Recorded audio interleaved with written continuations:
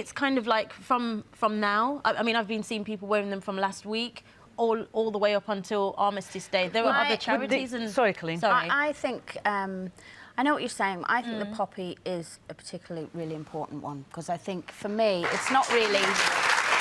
To be honest with you, with the poppy situation, it's not even actually about the charity for me. It's about remembering, and it's about saying we won't ever forget, and we appreciate everything you give in your lives. That's what the poppy symbolises for me.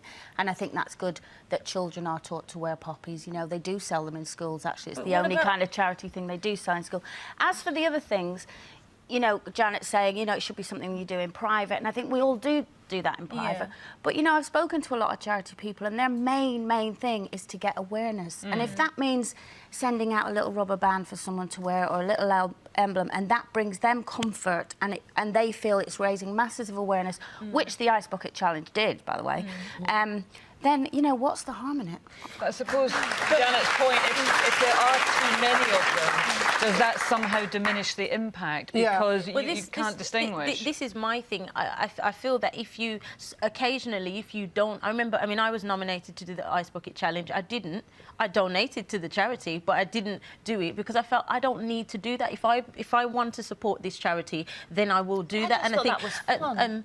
I didn't think pouring a bucket of ice on me was fun at all. But it was fun for other people to watch. I just find now that charities move from fundraising to stunts. It involves stunts and it involves people doing all sorts of pranks. And this week we saw a women's magazine ask our political leaders to wear a T-shirt, which was a really drab T-shirt, to be honest, saying this is what a feminist looks like. So here are two completely feeble, in my mind, blokes, Ed and Nick.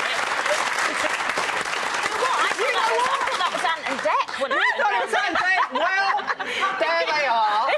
And the man who wouldn't wear it was David Cameron, and that magazine rang his office 5 times, nagging him to wear it. Now, I don't think wearing a T-shirt or not wearing a T-shirt makes you a feminist. There you go. A feminist is somebody who gives people in the workplace equal opportunity and equal pay, and that can be whether you're in politics or working in a supermarket. Though just on that note, Janet, as it happens, there's figures out today that Britain has slipped, I think, something like 6 or 8 places down the gender equality sort of international comparison leagues, down to 26th. Oh, no, 140 odd. I know we've got a lot of work to do. There is an issue. But there is an issue. Whether it'll be solved by a T-shirt or not, I don't know. Fight for equality for everybody until my dying day, but wearing a naff T-shirt won't make one iota of difference. Except you're talking about it, now it's brought it into the public eye. Yeah, well, it's not going to make talk about it. So it works. Control the